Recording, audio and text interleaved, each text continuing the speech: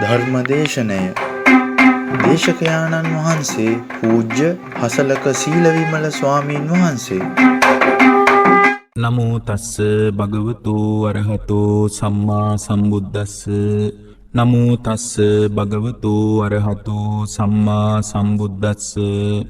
නමෝ තස්ස භගවතු අරහතෝ සම්මා සම්බුද්දස්ස. ඒ අපගේ බුදුරජාණන් වහන්සේට নমස්කාරය වේවා. අදත් සිත නිවන බුදුබණ දේශනා මාලාවේ තවත් එක් බුද්ධ දේශනාවක් තුළින් තමන්ගේ ජීවිතය අර්ථ සම්පන්න කර ගැනීමට, තමන්ගේ ජීවිතය ධර්මයේ තුළින් ගොඩනගා ගැනීමට උත්සාහ කරන කාලය. බුදුරජාණන් වහන්සේ නමක් ලෝකේ පහළ වෙලා පෙන්වා දෙන වැඩපිළිවෙල, උගන්වන විග්‍රහය සියලු ආකාරයෙන්ම මානව හිතවාදී විග්‍රහයක්. ඒ වැඩපිළිවෙල යම් කෙනෙක් තමන්ගේ ජීවිතයට ගලපා ගත්තොත් ඒකාන්ත වශයෙන් මේ ගලපා ගන්න කෙනාගේ මෙලෝ යහපතත් පරලෝ සුගතියත් සකස් කර ගැනීම පිණිස උපකාර වෙනවා. එතකොට බුදුරජාණන් වහන්සේ නමක් පහළ වෙලා කියලා දෙන වැඩපිළිවෙල අපි හැම වෙලාවකම කල්පනා කරන්නේ ਸਰුවාකාරයෙන්ම මානව හිතවාදී කියලා මතක් කරන්නේ සියලු ආකාරයෙන්ම මිනිසුන්ගේ ජන ජීවිතය හා බැඳුණු ආර්ථික ආධ්‍යාත්මික සැලසුම නිසි ආකාරයෙන් පවත්වා ගැනීමට බුදුරජාණන් වහන්සේ බොහෝ කොට අනුශාසනා ඉදිරිපත් කරන නිසා. තවත් සුවිශේෂ වන්නේ ඒක ආර්ථික ආධ්‍යාත්මික ජීවිතයට පමණක් නොව සමස්ත ජීවිතය තුළ රිද්මයක් විදිහට, කිසිවෙකුට කරදරයක් නොවන විදිහට ගලාගෙන යෑමයි. එතකොට මේ විදිහට බුදුරජාණන් වහන්සේගේ බුද්ධ දේශනාව අපට ඊටාම මනවින් තේරුම් ගැනීමේදී පැහැදිලි වෙන දෙයක් තමයි උන්වහන්සේ පෙන්වා දෙන වැඩපිළිවෙල මධ්‍යස්ත වූ වැඩපිළිවෙලක්. ඒක කිසිම අයුරකින් අන්තගාමී වැඩපිළිවෙලක් නෙමෙයි. අන්තගාමී වැඩපිළිවෙලක් නොවන බුදුරජාණන් වහන්සේගේ විග්‍රහය කිසිම අපහසුවකින් තොරව Tamanගේ ජීවිතයට ඥානවන්ත කෙනෙකුට ගලප ගන්න පුළුවන්. ඒ නිසා අපි ඔබට හැමදාමත් වගේ අදත් යෝජනා කරන්නේ බුදුරජාණන් වහන්සේගේ ධර්මය ඔබේ ජීවිතයට ගලපා ගැනීමට උනන්දුවක් හදාගන්න කියලයි. ඒ උනන්දුව ඔබ ඊටාම සතුටින්, සැහැල්ලුවෙන්, නිදහසේ ජීවිතය ගත කරවීම පිණිස උපකාර වෙයි කියලා අපි හිතනවා. පින්වත්නි, අද ඔබ නිදහසේ වාඩි වෙලා සමහර විට ඔබේ සරල වැඩ කටයුතු වල නිරත වෙලා ඉන්නවා ඇති. මොකද අද ඉරිදා දිනේ නිසා. සමහර විට ඔබ ඉරිදා දිනේදීත් රාජකාරිවල නිරත වෙන කෙනෙක් නම් මේ වෙලාවේ ඔබ වැඩට යන්න සූදානම් වෙනවා ඇති. සමහර විට ඔබ රැකියාවට යන ගමන් ඉන්නවා වෙන්නත් පුළුවන්. ඇත්තටම පින්වත්නි, අද දවසේ වැදගත්කම මොකද්ද? අද දවස මොකටද අපිට එච්චර වැදගත් වෙන්නේ කියලා ඔබට සමහර විට ඔබේ මනසට එන්න නැතුව ඇති. ඇත්තටම අද දවස මොකක්ද වැදගත්කම? අද පින්වත්නි, මැයි මාසයේ දෙවැනි ඉරිදා. ලෝකේ මැයි මාසයේ දෙවැනි ඉරිදා කියලා කියන්නේ ලෝකේ මව්වරුන්ගේ දිනය. අම්මාවරුන්ගේ දිනේ විදිහට තමයි මැයි මාසයේ දෙවැනි ඉරිදාව ලෝකේ සමරන්නේ. සමහර විට ඔබේ මේ කාර්යබහුල ජීවිතේ ඔබේ මතකයේ එහෙම එකක් නැතුවත් ඇති. ඒක ඔබේ වරදක් කියලා අපි හිතන්නෙත් නෑ. ඔබ ඊටාම කාර්යබහුල ජීවිතයක් ගත කරන පිරිසක් වෙන්න පුළුවන්. ඒ කාර්යබහුල ජීවිතය ඇස්සේ ඔබට සමහර විට මේ මව්වරුන්ගේ දිනේ ගැන සංවේදීකමක් නැතුවා වෙන්නත් පුළුවන්. අද ඇත්තටම අම්මා කියලා කියන්නේ, අම්මා යනු සංසාරේ බොහෝ දුක් ගැහැට විඳපු කාන්තාවක්. එතකොට අම්මා විතරද දුක් විඳේ කියලා තව ආකාරයකින් ප්‍රතිවිරුද්ධ ප්‍රශ්නයක් ගොඩනගින්නත් පුළුවන්. අම්මා යනු පින්වත්නි සංසාර මගෙහි උතුම් ස්නේහ බන්ධනයයි. අම්මා කියලා කියන්නේ සෙනෙහසේ ගැඹුරු බන්ධනය. එතකොට මේ සෙනෙහසේ විශිෂ්ට බන්ධනය කියලා කිව්වහම බැඳීම බුද්ධ දේශනාවට ගැලපෙන්නේ නෑ නේද කියලා තව පැත්තකින් ආය ප්‍රශ්නයක් නැගෙන්න පුළුවන්. අම්මා ගැන හකුලලා කිව්වොත් අම්මා යනු සංසාර මගෙහි උතුම් ස්නේහ බන්ධනයයි. සෙනෙහසේ බැඳීම අම්මාගේ තරම් තියුණු ශක්තිමත් එකක් පින්වත්නි ලෝකේ තවත් හොයාගන්න නැති තරම්. එතකොට අම්මා කියන සංකල්පයේ වටේ ධර්ම කාරණාත් සමාජ කාරණාත් අපි ගොඩනගා ගනිමින් අද බොහොම නිදහසේ අපි මේ දේශනාව හසුරුව ගන්න උත්සාහ කරමු. එතකොට බුදුරජාණන් වහන්සේ දේශනා කරපු බුද්ධ දේශනාවේ අම්මා පිළිබඳ ඇති වෙන ගැඹුරු සංකල්ප මොන වගේද? එතකොට බුදුරජාණන් වහන්සේ බිහි කරපු බෞද්ධ දර්ශනය අස්සේ ගොඩනැගුණු බෞද්ධ සංස්කෘතියේ අම්මා යනු කුමන පදනමක් මත ගොඩනැගෙන්නේයක්ද? මේ කාරණා පිළිබඳ හැකියාවරින් මේ කාලය තුල කතා කරගන්නට සාකච්ඡා කරගන්නට අපි උත්සාහවත් වෙමු. පින්වත්නි, බුදුරජාණන් වහන්සේගේ බුද්ධ දේශනාවෙන් බැලුවහම ලෝකයේම බුදුරජාණන් වහන්සේ පහළ වෙනකොට මතක් කළේ සමහර අය කිව්වා ඒක දේවවාදී ගැන්වීම් තියෙනවා, සමහර අය කිව්වා බහුදේවවාදී ගැන්වීම් තියෙනවා කියලා. අදත් සමහර ඉගැන්වීම් තියෙනවා එකම දෙවියෙක් වන්දනා කරන ඉගැන්වීම්. එතකොට බුදුරජාණන් වහන්සේ පහළ වෙනකොට ලෝකේ දරුණුවට තිබුණු විග්‍රහයක්, බලවත්ව තිබුණු විග්‍රහයක් තමයි මේ බ්‍රාහ්මණ සම්ප්‍රදායේ නැගී සිටීම. මහා බ්‍රහ්මයාගේ මැවීමක් පිළිබඳ සංකල්ප ගොඩනගා ගනිමින් යම් විග්‍රහයක් ඉදිරිපත් කිරීම. පින්වත්නි, බුදුරජාණන් වහන්සේ තමයි ලෝකේ පළවෙනියෙන්ම පහළ වෙලා සියලු දෙනා දෙවියෝ ශ්‍රේෂ්ඨයි කියලා කියනකොට, සියලු දෙනා මහා බ්‍රහ්මයා ශ්‍රේෂ්ඨයි කියනකොට බුදුරජාණන් වහන්සේ තමයි පළවෙනි වතාවට සිංහනාද කළේ දෙවියන්ටත් වඩා මහා බ්‍රහ්මයාටත් වඩා මිනිස්සු ශ්‍රේෂ්ඨ බව.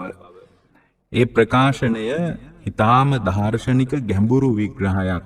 ලෝකයේම දෙවියන්ට මතක් කරද්දී, ලෝකයේම මහා බ්‍රහ්මයාට මතක් කරද්දී බුදුරජාණන් වහන්සේ පළවෙනි වතාවට කිව්වා දෙවියොන්ටත් වඩා මිනිස්සු ශ්‍රේෂ්ඨයි කියලා. එතකොට උන්වහන්සේ සමහර තැන්වලදී විවිධ විදිහට ඒ කාරණේ මතු කර කර පෙන්වන්න උත්සාහ කළා. දිව්‍ය ලෝකයේ ගිය සමහර දෙවිවරු දිව්‍ය ලෝකයෙන් චුත වෙනකොට, දිව්‍ය වස්ත්‍ර අපිරිසිදු වෙනකොට, දිව්‍ය විමානය අත්හැරලා දාන්න යනකොට සියලු දෙවිවරු එකතු වෙලා මේ චුත වෙන්න යන දිව්‍ය පුත්‍රය අරගෙන නන්දන උයනට යනවලු. එතකොට නන්දන උයනට ගිහින් නන්දන උයනේ එකතු වෙලා ඉන්න දෙවිවරු කියනවලු සුගතියක හිත පිහිටව ගන්නට කියලා. එතකොට සුගතියක හිත පිහිටව ගන්නවා කියලා කියන්නේ මනුස්ස ලෝකේ හිත පිහිටව ගන්න කියලයි. එතකොට දෙවිවරුන්ට පවා මනුස්ස ලෝකයේ ගැන අදහසක් තියෙන බව ඊටාම සියුම්ම බුදුරජාණන් වහන්සේ මිනිසුන්ට මතක් කරන්න උත්සාහ කළා. ඔය මහා බ්‍රහ්මයා කියන සංකල්පය උන්වහන්සේ මතක් කරද්දී මතක් කරේ, පැහැදිලි කළේ, විග්‍රහ කළේ ලෝකයේම නොපෙනෙන මහා බ්‍රහ්මයෙක් පිළිබඳ අදහසක් ඇති කරගෙන සිටිද්දී බුදුරජාණන් වහන්සේ තමයි පළවෙනි වතාවට කිව්වේ ඔබේ ගෙදර සිටින්නේ මහා බ්‍රහ්මයා වගේ, ඔබේ අම්මා මහා බ්‍රහ්මයා වගේ, ඔබේ තාත්තා මහා බ්‍රහ්මයා වගේ. එතකොට බුදුරජාණන් වහන්සේ මාතෘත්වය එකල පැවති ලෝකයේ ශ්‍රේෂ්ඨතම ਸਰව බලධාරී බ්‍රාහ්මණ මතයට අභියෝග කරමින් අම්මාට ආරෝපණය කිරීමට උත්සාහ කළා. එහෙම කළේ නිකම්ම නෙමෙයි. සබ්‍රහ්ම කියන සූත්‍රයේදී බුදුරජාණන් වහන්සේ දේශනා කළා මහා බ්‍රහ්මයා තුල එකල මිනිසුන් විශ්වාස කළා මහා බ්‍රහ්මයා තුල පවතින ගුණ ධර්ම පිළිබඳ. ඒ සියලු ගුණ ධර්ම Tamanගේ මව තුල පවතින නිසා අම්මාට මහා බ්‍රහ්මයා යනුවෙන් ආරෝපණය කිරීම ඊටාම සුදුසු බව බුදුරජාණන් වහන්සේ මතක් කළා. එතකොට වර්තමානයේ වන විට අම්මා කියන සංකල්පය පිළිබඳවත් මාතෘත්වයට අදාළ ගුණධර්ම පිළිබඳවත් දරුණු කඩාවැටීමකුත් අපිට පේනවා. ඒක මේ වගේ. දැන් මෑත කාලේ අපිට දකින්න හම්බ වුණා, අහන්න ලැබුණා මේ තාක්ෂණික දියුණුවත් එක්ක සමහර කාන්තාවෝ මේ සමාජ මාධ්‍යයටම ඇවිල්ලා, ඔය YouTube, Facebook වගේ මාධ්‍යවලට ඇවිල්ලා සමහර කාන්තාවෝ Tamanගේ ලිංගික ජීවිතේ ප්‍රසිද්ධිය කියන්න පටන් ගත්තා. සමහර කාන්තාවෝ ගණිකාව විදිහට පෙනී ඉඳමින්, වෙසංගනන් විදිහට පෙනී ඉඳමින් ගණිකා වෘත්තියේ යෙදෙද්දී කරන දේවල් ප්‍රසිද්ධිය කියන්න පටන් ගත්තා. එතකොට යම් කෙනෙකුට ප්‍රශ්නයක් වෙන්න පුළුවන්, අම්මා කෙනෙක් විදිහට මොවුන්ට ලැබෙන දරුවන් ඉදිරියේ මාතෘත්වයේ ගැඹුරු සංකල්ප ඔවුන්ට ගොඩනගා ගන්න පුළුවන්ද කියලා. එහෙම ප්‍රශ්නිකුත් තියෙනවා. මොකද බුදුරජාණන් වහන්සේ දේශනා කරපු මාතෘත්වයත් සමහර විට අද අම්මා කෙනෙක් තුල තියෙන වර්තමාන මේ තාක්ෂණික දියුණුවත් එක්ක ගොඩනැගෙන අම්මා කෙනෙක් තුල තියෙන ಗುಣධර්ම අතර යම් දුරස්ත භාවයක් තියෙන්නත් පුළුවන්. නමුත් සමස්තයක් විදියට අම්මා තුල ඇති වෙන සෙනෙහස, කරුණාව, මෛත්‍රිය, උපේක්ෂාව වගේ දේවල් බුදුරජාණන් වහන්සේගේ බුද්ධ දේශනාවෙන් බැලුවහම ඊටාම සමපාතී වෙනවා. දැන් පහුගිය කාලේ මට යන්න හම්බ වුණා ඔය වැලිසර ප්‍රදේශයේ තිබෙන වැඩිහිටි නිවාසයකට. ඒ වැඩිහිටි නිවාසයේ එක අම්මා කෙනෙක් එක දවසක් ඇවිල්ලා පිරිකරක් පූජා කළා. ඒ පිරිකර පූජා කළාම මම දන්නේ නැහැ එය වැඩිහිටි නිවාසයක පසු වෙන සැඳෑ කාලයේ ගෙවලා දාන අම්මා කෙනෙක් වගේ. ඇය මම ළඟට ඇවිල්ලා පිරිකර පූජා කරලා මට දුන්නා පොඩි තුණ්ඩු කෑල්ලක්. මම මේ කොලේ දිගෑරලා බලනකොට ඒ කොලේ නම් 6ක් විතර තිබුණා. නම් 6ක් විතර තිබුණු මේ කොලේ දිගෑරලා මම ඒ අම්මා ළඟට කන කිට්ටු කරලා ඒ අම්මට ඇහෙන්නේ. ඊට පස්සේ මම ඇහුවා මේ අම්මගේම දරුවෝද කියලා. ඊට පස්සේ ඔව් කිව්වා. ඊට පස්සේ මම ඇහුවා අම්මා කොහෙද ඉන්නේ කියලා. ඊට පස්සේ කිව්වා අනේ ස්වාමීන් වහන්සේ මම මේ කිට්ටුවේ ඉන්න අම්මා කෙනෙක් මම මේ ළඟ වැඩ සිටි නිවාසයේ සිටින්නේ කියලා. ඊට පස්සේ මම ආයෙ ඇහුවා මේ දරුවෝ ටික අම්මගේම දරුවෝද කියලා. එතකොට ඇය ස්ථීර කරලා කිව්වා මේ මගේ දරුවෝ කියලා. එහෙම කියනකොට මේ අම්මට තේරුණා මේ ස්වාමීන් වහන්සේ මං ගැන හිතලා අපේ දරුවෝ ගැන යම් අදහසක් ඇති කරගෙන තියෙනවා. ඒ නිසා උන්වහන්සේට ඒක තේරුම් කරන්න ඕන කියලා හිතාගෙන වෙන්නේ නැති මට මේ ටිකත් කියන්න නැත්තේ. ඒ අම්මා මට ඊට පස්සේ කියනවා අනේ හාමුදුරනේ දැන් මගේ දරුවෝ හොඳ තැන්වල ඉන්නවා. මගේ දරුවන්ට පුළුවන් විදියට මම ඉගැන්නුවා. අපේ මහත්තයා පුංචි කාලේ මිය ගියාම සමහර වෙලාවට මම කුඹුරු වැඩ කරලා අමාරුවෙන් සමහර වෙලාවට ගල් කඩලා සමහර කාලවල ස්වාමින් වහන්සේ මම මැටි අනලා ගඩොල් කපලා මම දරුවන්ට පුළුවන් විදියට ඉගැන්නුවා. දැන් දරුවෝ යම් තාක් දුරට ස්ථාවරව ඉන්නවා. එතකොට ඇයි කියපු කතාවෙන් මට තේරුණා සමහර දරුවන්ට මූල්‍යමය අපහසුතා නැති බව. ඔවුන්ට හොඳට සල්ලි තියෙන බව. එහෙම කියලා මේ අම්මා ඊළඟට කියනවා ස්වාමින් වහන්සේ දරුවෝ මගේ යුතුයකම පැහැර හැරියාට මට කමක් නැහැ. බලන්නේ උපේක්ෂාව. දරුවෝ මගේ යුතුයකම පැහැර හැරියාට මට කමක් නැහැ. හැබැයි හාමුදුරුවනේ අදත් මම දරුවන්ගේ යුතුයකම කරනවා ස්වාමීනි මම අදත් මේ බණ කියවලා මේ බෝධි පූජාවට ඇවිල්ලා මට පුළුවන් විදියට පිරිකර පූජා කරලා මම මගේ දරුවෝ ගැන සිහි කරනවා. දරුවෝ ගැන මතක් කරනවා. ඒක මගේ යුතුයකම කියලා මං අදත් හිතනවා කියලා ඒ කියනවා. එතකොට ඇයගේ කතාවේ ගැඹුරු කාරණයක් තියෙනවා. ඒ ගැඹුරු කාරණේ තමයි ඇය තුල පවතින උපේක්ෂාව. මං හිතන්නේ අම්මා කෙනෙකුට පරිබාහිරව එවැනි උපේක්ෂාවක් දියුණු වුණු තවත් කෙනෙක් ලෝකේ බුදුරජාණන් වහන්සේ හැර නිවන් මඟ පූර්ණේ කරපු අරහතුන් වහන්සේලා හැර වෙනත් කෙනෙක් ඉන්නවා කියලා. ඒ නිසා මේ අම්මා කියන සංකල්පය පිළිබඳ වැඩි අවධානයක් යොමු කරගන්න එක හොඳයි. අපි කියවනේ මේ දේශනාව පටන් ගත්තීම අද අපි වෙනත් මානයන් හොයාගෙන මේ දේශනාව අම්මා ගැන කතා කරනවා කියලා. එතකොට මම ඔබට ඊටාම වැදගත් දෙයක් කියන්නම්. මේ සාහිත්‍ය නිර්මාණය හරියට බණක් වගේ, ධර්ම දේශනාවක් වගේ. ඒ නිසා මම කල්පනා කළා මේ කාරණා ටික ඔස්සේම මේ දේශනාව තවත් ආරවත් කරගන්න ඕන කියලා. ඔබ දන්නවද මහගමසේකර ප්‍රබුද්ධ කියලා විශිෂ්ට කෘතියක් නිර්මාණය කළා. ඒකේ ඔහු අම්මා පිළිබඳ ගොඩනගපු සංකල්පය ඊටාම වැදගත්. ඒ නිර්මාණය ඇස්සේ තියෙන්නේ ලොකු ධර්ම දේශනාවක් නිසා අද මේ සිතෙප්පෙම් දේශනාවට අපි ඒ නිර්මාණය පිළිබඳ යම් අදහසක් ඇති කරගමු. බොහෝ දරුවන්ට අම්මා පිළිබඳ ගැඹුරු අවබෝධයක් ඇති වෙනකොට අම්මා මිය ගිහින් සමහර විට අම්මාගේ සැඳෑ කාලේ දිවිලා ගිහින් අන්තිම කාලේ සමහර විට කොච්චර දරුවෝ දෙමව්පියන්ට උපස්ථාන කළත් ඒකෙන් සෑහීමකටපත් වෙන්නත් අමාරුයි. මොකද සමහර වෙලාවට අම්මාට සලකන්න ඕන කාලේ සලකපු නැති අවස්ථා වැඩි නිසා හිත හදාගන්න අමාරුයි. ඒ නිසා මේ මහගමසේකරයන් අම්මා පිළිබඳ කියපු විග්‍රහය විශාල ධර්ම දේශනාවකට දොරක් විවෘත වෙනවා. ඔහු කියන්නේ මෙහිමයි. ප්‍රබුද්ධ කියන පොත පුරාවටම තියෙන්නේ නිසදේශාරට ගලාගෙන යන විශිෂ්ට නිර්මාණයක්.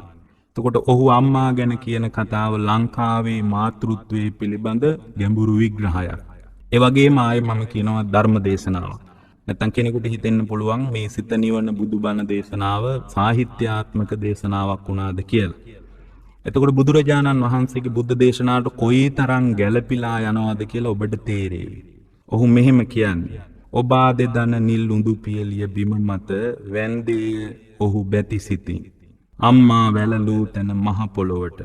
එතකොට අම්මා වලලලා ඉවරයි. එතකොට අපිට තේරෙනවා අම්මා මිය ගිහින්. මිය ගියාට පස්සේ ඔහු අම්මා පිළිබඳ යම් අදහසක් ඇති කරගන්නේ කියලා මුලින්ම අපිට තේරෙනවා.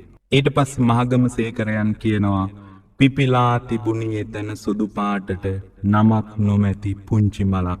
නමක් නැති සුදු පාට මලක් උඳු පියලිය මත පිපිලා තිබුණා කියන එකෙන්ම තේරෙනවා අම්මාගේ තියෙන සෞම්‍ය බව. අම්මා කොයිතරම් ස්නේහවන්තද.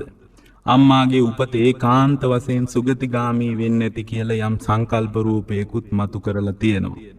සිම්බේය ඔහුගේ මල නමා හිස. දැන් අම්මා මිය ගිහින්. අම්මා මිය ගියාට පස්සේ ඔහු අම්මා වැළලූ තැන මහ පොළොව හිඹිමින් මෙතන පිපිච්ච මල සිඹිමින් ඔහු අම්මාව සිහි කරන්න දරන උත්සාහය. ලංකාවේ බොහෝ දරුවන්ගේ කියවීම අම්මා පිළිබඳ අම්මා මිය ගියාම සිද්ධවන්නක් නිසා ලංකාවේ දරුවන්ටත් අද මව්වරුන්ගේ දිනේ ඇතැම් අම්මාවරුන්ටත් යම් අදහසක් ඇති කරගන්න හොඳයි. දැන් මේ කෙනා මේ පුද්ගලයා මල ඉඹලා අම්මාට මේ කතාව කියාගන්න විදිහක් නැහැ. අම්මාද නැති නිසා. අම්මාව හිටියානම් සමහර විට අම්මාව තුරුල් කරගෙන මේ දරුව ගොඩාක් අඬාවි. නමුත් අම්මාගේ සැඳෑ කාලෙත් සමහර විට ඔහුට අම්මා සමග ඉතාම සමීප වෙන්න බැරි වෙන්නේ නැති. ඒ නිසා මේ මල හිඹලා මේ දරුවා කියන කතාව අදට ගොඩාක් ගැලපෙනවා. ඊට පස්සේ මල හිඹලා ඔහු කියන්නේ දසමසක් කුසතුරෙහි දරා සිටිය මා ලොවට වැදූ අම්මා ඔබය. දැන් අම්මාට මේ කතාව කියාගන්න බැරි නිසා මල හිඹලා ඔහු කියනවා කෙලවරක් නැමැති දුක් දරා විඳ මා ලොවට හැදූ අම්මා ඔබය. වැදීම සහ හැදීම කියන්නේ දෙකක්. එතකොට දරුවෙක් වදන එකත් දරුවෙක් හදන එකත් මේ දෙකම කරුණාව, මෛත්‍රිය, උපේක්ෂාව, මෘදු බව වගේ කාරණාවලින් පරිපූර්ණ අම්මා කෙනෙකුට විතරයි කරන්න පුළුවන්. අද ගොඩාක් දරුවෝ හැදුවට ඒ හැදෙන දරුවන්ගේ ජීවිතය දිහා බැලුවාම තේරෙනවා ඒ හැදීම ਸਰව සම්පූර්ණ නෑ කියලා. ඒ දරුවන්ගේ වැදීම සම්පූර්ණ වුණාට හැදීම සම්පූර්ණ නෑ කියලා අපට තේරෙනවා. ඊට පස්සේ ඔහු කියනවා හඬන විට මා කුඩා අවදීහි බඩගිනිව තම්බා බතල දලු දිලිඳුකම දරිද්‍රතාවේ ගැඹුරු පැත්තක් නියෝජනය කරනවා. ලුණු දියර ඉස පොල් හා මුසු කොට කවා බඩගිනි නිවූ අම්මා ඔබය. එතකොට අපට තේරෙනවා අම්පාර පැත්තට ගියාම අනුරාධපුර පැත්තට ගියාම ඒ කාෂ්ඨක ප්‍රදේශයේ අම්මා කෙනෙක් Tamanගේ දරුවා පෝෂණය කරන්න විඳින අප්‍රමාණ දුක් ගැහැට. ඇයගේ නේත්‍රා සංගල දෙස බලාගෙන ඉන්නකොට අම්මා කෙනෙක්ගේ මහා දුක් ගැහැට පිළිබඳ යම් අදහසක් ඇති කරගන්න පුළුවන්. එතකොට මේ සේකරයන් කියන මේ විග්‍රහයෙන් අපිට පේනවා හඬන විට මා කුඩා අවදීහි බඩගිනිව. දරුවෙකුට සමස්ත සමාජ ක්‍රමයේවත් දරිද්‍රතාවේවත් ආර්ථිකව ඇතිවෙන දුක් ගැහැටවත් තේරුම් ගන්න තරම් මානසික මට්ටමක් නැහැ. අඬනකොට අම්මාට කරගන්නම දෙයක් නැතුව තම්බා බතල දලු තම්බලා මං හිතන්නේ බතල ආල තම්බලා කිව්වනම් මීටත් වඩා ටිකක් හරි හොඳයි. බතල දලු තම්බලා ලුණු දියර ඉස පොල් හා මුසු කොට කවා පොල් ටිකකුත් ගාලා ඒකට මුසු කරලා කවලා බඩගිනි නිවූ අම්මා ඔබය. එතකොට අම්මා මිය ගියාට පස්සේ තමයි ඔහුට මේ කතාව කියන්න වෙන්නේ. ඒ නිසා අපි මේ විග්‍රහය අද කියන්නේ මම මේක බණක් කියලා කිව්වේ මේ මහගම සේකරයන්ගේ විග්‍රහය ධර්ම දේශනාවක් කියලා කිව්වේ අදම මව්වරුන්ගේ දිනේ ඔබේ අම්මා මුණ ගැහෙන්න යන්න. එතකොට ඔබට අම්මා මිය ගිය පසුතැවෙන්න වෙන්නේ නැති වේවි. ඊට පස්සේ ආයෙත් මහගම සේකර කියනවා උයා උදේහි නැගිට කඩයප්පන් තබා තේ කඩේහි ලබායින් ලැබෙන සුළු වට්ටමින් ජංගි ඇන්දූ අම්මා ඔබය. එතකොට පුංචි දරුවෙකුගේ ඇතිවෙන ආකල්ප. එතකොට අම්මා කෙනෙක් පුංචි මහත්තයා නැතුව තමන්ගේ ස්වාමියා නැතුව දරුවෙකුන් හදන්න දරන වෙහෙස. ඒ විග්‍රහය පුරාවටම තියෙනවා.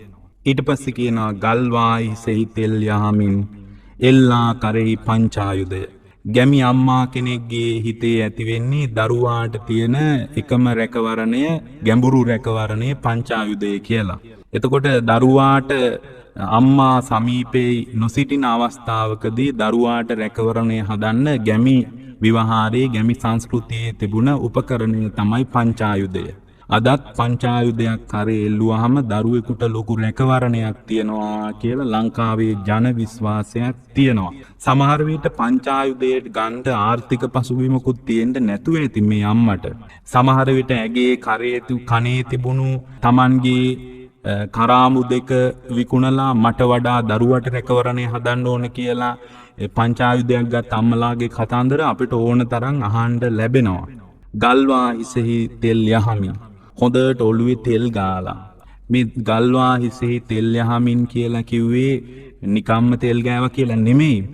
දරුවගේ කායික සෞඛ්‍යය ගැන වැඩියෙන් හොයලා එල්ලා කරෙහි පංචායුධේ ආරක්ෂාව ගැනත් හොයලා සෞඛ්‍ය ගැනත් හොයලා ආරක්ෂාව ගැනත් හොයලා අල්ලාගෙන අතින් පාසලට එක ගිය අකුරු නූගත් අම්මා ඔබය.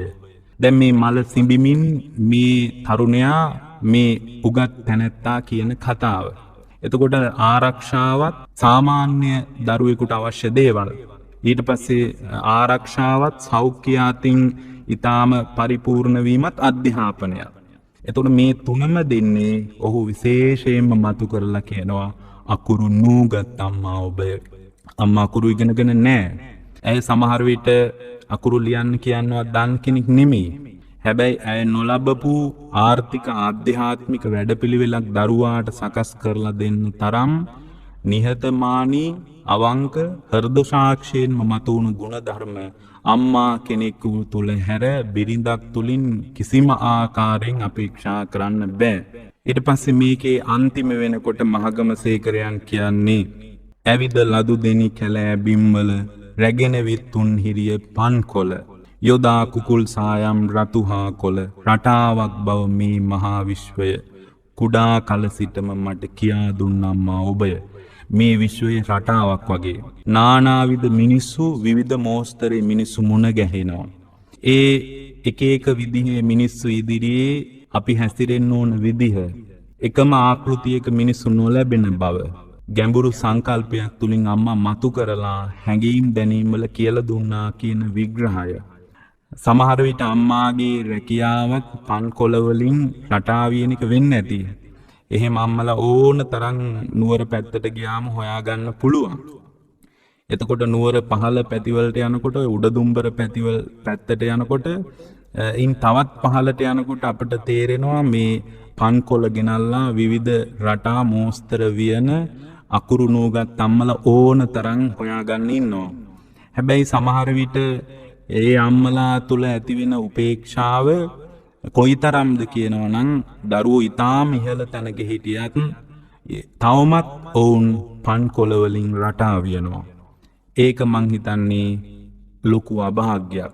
ඒ නිසා අම්මාවරුන්ගේ දිනේවත් අදහසක් හදාගන්න. එතකොට මහගමසේකරයන් මේ අවසාන වශයෙන් කියන කාරණේ කොයිතරම් ලොකු බණක්ද කියලා බලන්න.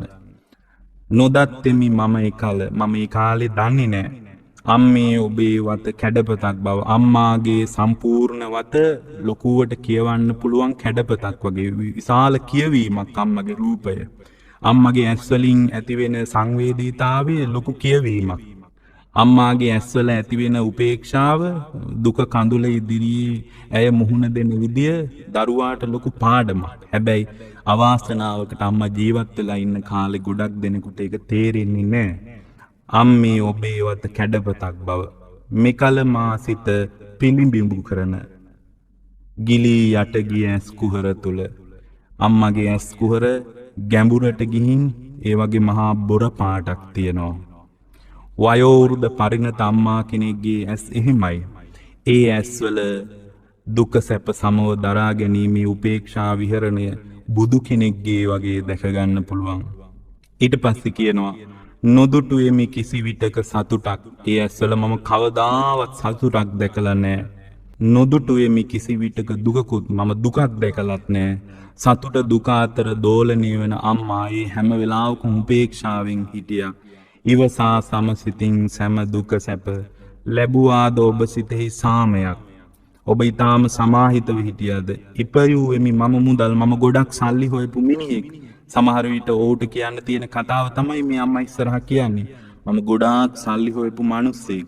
ඉපයුවෙමි කිතු යසස් කීර්තිය යසස මම හොඳට ඉපයුවා. සමහර විට දරුවෝ හොඳ රැකියාවක් කරලා විදායක ශ්‍රේණියේ රැකියාව කරන මහත්තයෙකුත් වෙන්න ඇති. ඉපයුවෙමි මම මුදල් මම ගොඩාක් සල්ලිත් හෙව්වා. එහෙත් ඒ කිසිවකිනුත් ඒ කිසිම දෙයකින් නොලල්දිමි සිත් සැනසුමක්. සිතේ සැනසීමක් නම් මට හම්බ වුණේ නැහැ. හැබැයි අම්මා මේක වටහාගෙන හිටියා කියලා ප්‍රබුද්ධ කියන පොතේ අවසානයේ අම්මා පිළිබඳ විග්‍රහයෙන් ඉවර කරනවා. වටහාගෙන සිටියාද ඔබේ සත්‍ය නොලබාම ඔබේ කිසිවක්. අම්මට සල්ලි තිබෙත් නැහැ. අම්මට කීර්තිය ප්‍රශංසාව යසස තිබෙත් නැහැ. අම්මට අධ්‍යාපනයක් තිබුණෙත් නැහැ. අම්මාට විශාල මන්දිර තිබුණෙත් නැහැ. යාන වාහන තිබුණෙත් නැහැ. ඒ කිසිවක සතුටක් නැති බව ඒ සියල්ල ලැබපු දරුවෙකුට තේරෙනකොට ගොඩක් ප්‍රමාදයි. ඊට පස්සේ කියනවා අම්මා මේ මුකුත් ලබන්නේ නැතුව ඒ සියල්ලේ සත්‍ය අවබෝධ කරගෙන හිටියා කියලා නිර්මාණය අවසන් කරනවා. මේක ලොකු දේශනාවක්, ලොකු බණක්. ඒ නිසායි මම මේ විග්‍රහයම සම්පූර්ණ අද මේ දේශනාවේදී කියන්න කල්පනා කළේ. ඒ නිසා ඔබේ අම්මාට නම් මග හැරෙන්න දෙන්න එපා. මේ මව්වරුන්ගේ දිනේ අදහසක් හදාගන්න අම්මා අත නොහැර ඉන්න. එහෙම නැති වුණොත් ඔබට වෙන්නේ ඔබේ ජීවිතයේ සැඳෑ කාලේ බොහෝ පසුතැවීම් වලට මුහුණ දෙන්නටයි. බොහෝ හිත් කඩාවැටීම් වලට මුහුණ දෙන්නටයි. බුදුරජාණන් වහන්සේ පවා අම්මා පිළිබඳ පැහැදිලි කළේ ගැඹුරු දාර්ශනික චිත්තරූප මැවෙන Tamanගේ නිවනට පවා උපකාරයක් වන විදියට. ඇත්තටම පින්වත්නි භික්ෂුවකට තිරිසන් සතෙකුටවත් බැඳෙන්න එපා කියලා තියෙනවා. සාමාන්‍යයෙන් භික්ෂුවකට බල්ලෙක්වත් තිරිසන් සතෙක්වත් හදන්න තහනම්. ඒක ධර්ම විනයෙන් අනුබලයක් ලැබෙන්නේ නැහැ. පන්සල්වල තිරිසන් සතුන් ඊටාම කරුණාවෙන් ඇති කරන බව හැබෑව. හැබැයි පැවිද්දෙකුට පූර්ණ වශයෙන් එහෙම සතෙක් හදන එකට ඉඩක් නැහැ. ඒ මොකද අම්මා තාත්තා වගේ සමීප බැඳීම් අත්හැරලා දාලා ඇවිල්ලා යම් භික්ෂුවක් තිරිසන් සතෙකුට බැඳෙනවා නම් ඒක භික්ෂුවට ලොකු අයහපතක්. මොකද අම්මා තාත්තා වගේ සමීප බැඳීම් පව අත්හැරලා දාලා ඇවිල්ලා තියෙන්නේ. බුදුදහම තමා තුළ ඇති වෙන බැඳීමට හරි විරුද්ධයි. වෙන බාහිර ලෝකයෙන් අභියෝගයක් වෙන්න ඕනේ ධර්මයට. ධර්මයට තමා තුළ ඇතිවන බැඳීමම ලොකු අභියෝගයක්.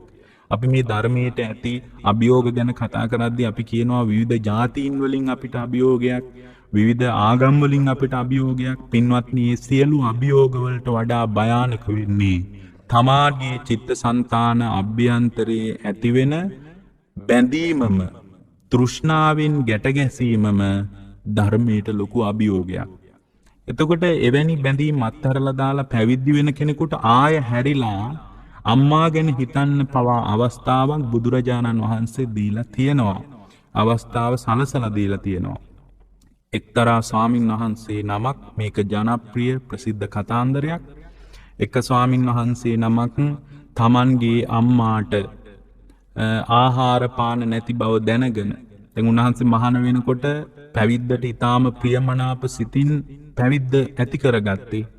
ටික දවසක් යනකොට උන්වහන්සේට තේරුණා මේ පැවිද්දත් එක්ක අම්මාව රැක ගන්න පුළුවන් නම් කොයිතරම් දෙයක්ද කියලා. දිලිඳු අම්මා පෝෂණය කරන්න විදිහක් නැහැ.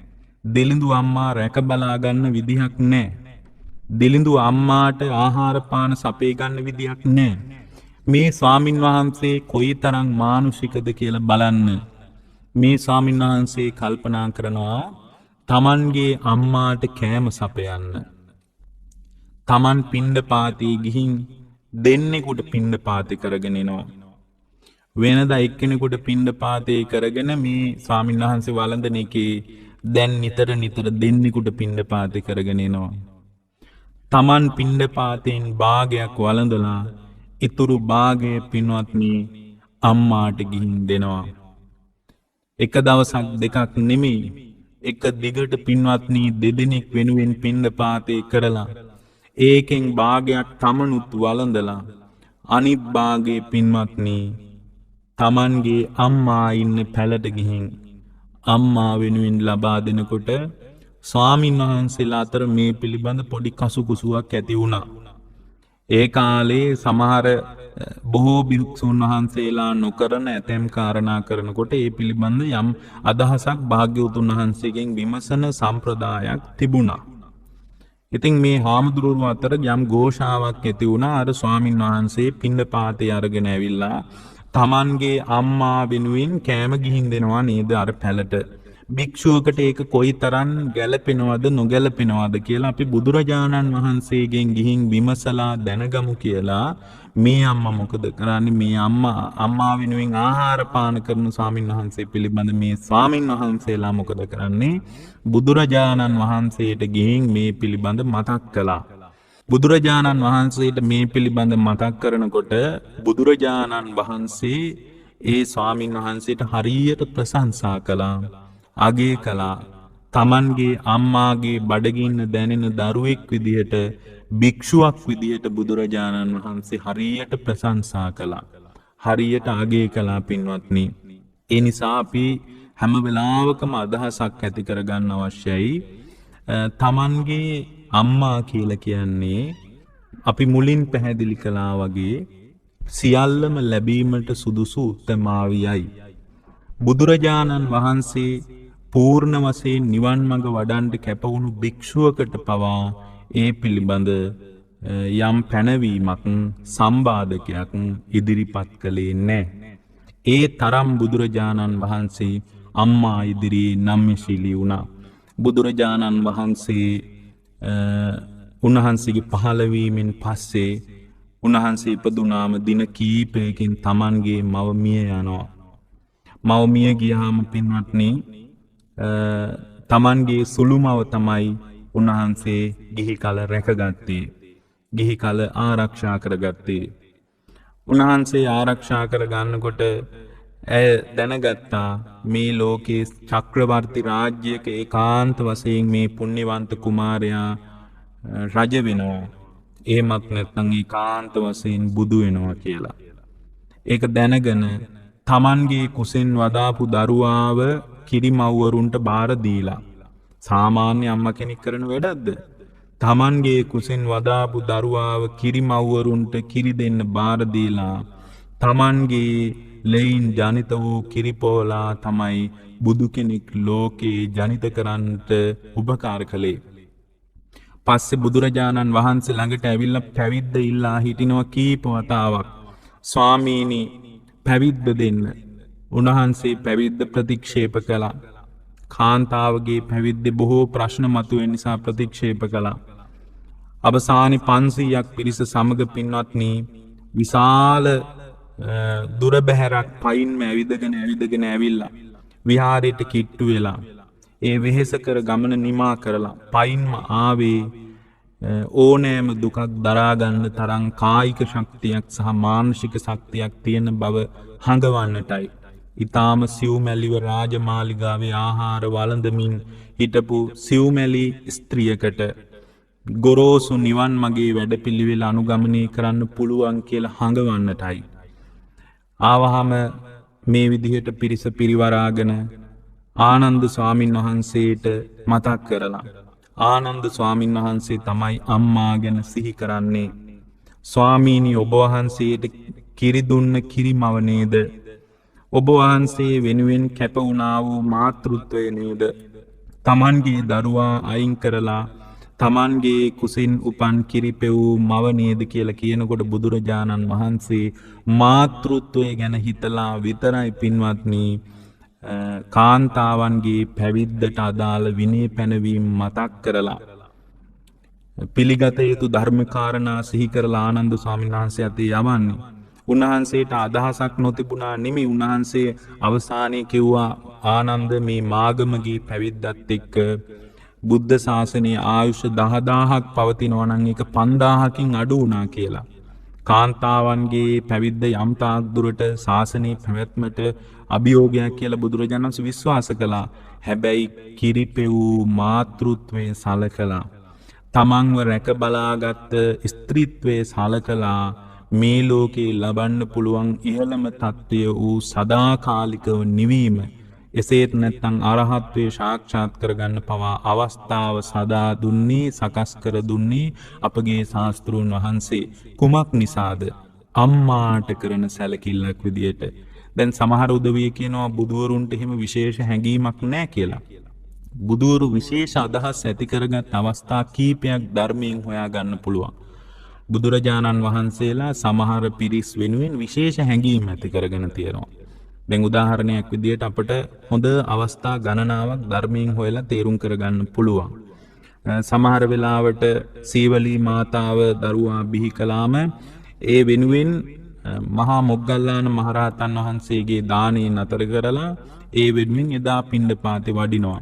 මොග්ගල්ලාන මහරහතන් වහන්සේගේ ශ්‍රාවකයාගේ ඒ ගිහි උපාසකයාගේ දානේ සතියකට කල් දාන්න කියලා අනුශාසනා කරනවා.